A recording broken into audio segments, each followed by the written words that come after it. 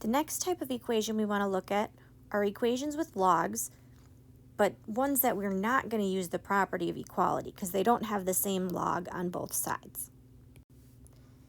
So in this example, right, the big idea that I need to know is that this has a base of 10. So whenever there's not a base shown, it's always log base 10. That's our common log. So I have a base and a power and my number. If I rewrite this in exponential form as 10 to the 4th power equals n, or excuse me, r, right? So my number, which was r, I got r by itself. All that's left now is to actually say what is 10 to the 4th power, right? And 10 to the 4th power is a 1 with 4 zeros. So I know r is actually 10,000. Right? Am I allowed to get that for an answer? Anytime I have a log equation, I have to check for extraneous solutions. If I put 10,000 in for r, it's still positive, which means I'm allowed to get that for an answer. The only things I'm not allowed to get are things that when I put them into my equation would make it a negative number, because I can't take the log of a negative number, right? That would be something that would be considered bad, right, or not possible. Another example. I have my base and my power and a number. So I know 8 to the 1st power equals 6v minus 3. 8 to the 1st power is really just 8. And now all of you can solve that equation from there and get v by itself.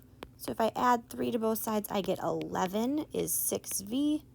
And when I divide by 6, v is 11 over 6. And I can't divide 11 and 6 by the same thing at all, so I can't reduce that. So I'm just going to leave it 11 over 6. I do still want to take the time to make sure that it's not an extraneous solution. So is 6v minus 3, right? I need to make sure if I put in 11 over 6 that that's still a positive amount. So 6 times 11 over 6 minus 3 is 11 minus 3, which is 8. So that's positive, so we're good. And that is not an extraneous solution, which means we're allowed to get that for an answer. Or one more example. This one's just a little bit trickier because before I can rewrite this in exponential form, I have to get just this log part by itself. So I have to undo the stuff that's not part of my log. If the plus 3 was part of my log, it would have had to be in parentheses. So since there's not parentheses, I know the plus 3 is on the outside, so I'm going to start by subtracting 3 from both sides.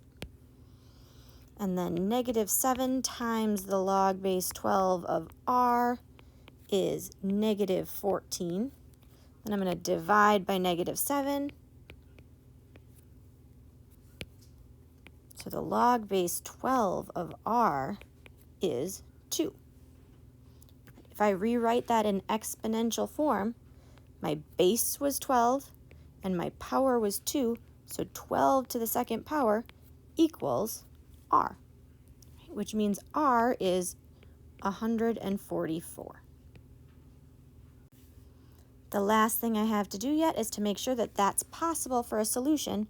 So if I put 144 into my original equation for r, it's still a positive after my log, which means that that is not an extraneous solution, so it's okay to get that for an answer. And seeing if you could try a few practice problems.